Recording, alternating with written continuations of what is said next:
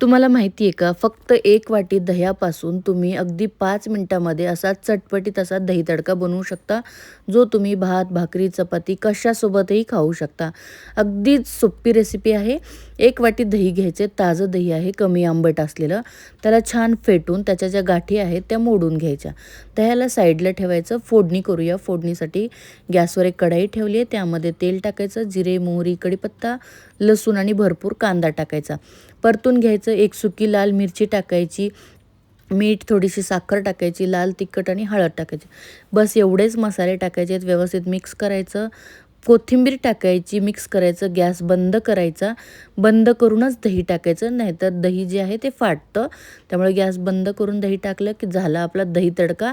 आणि हा तुम्ही भात, भाकरी किंवा चपाती कशासोबतही खाऊ शकता. तुम्हाला हा नक्कीच आवडेल आणि तुम्हाला हा कशासोबत खायला आवडेल तो मला कमेंट करून सांगा आणि व्हिडिओ आवडला तर व्हिडिओला लाईक करा. धन्यवाद.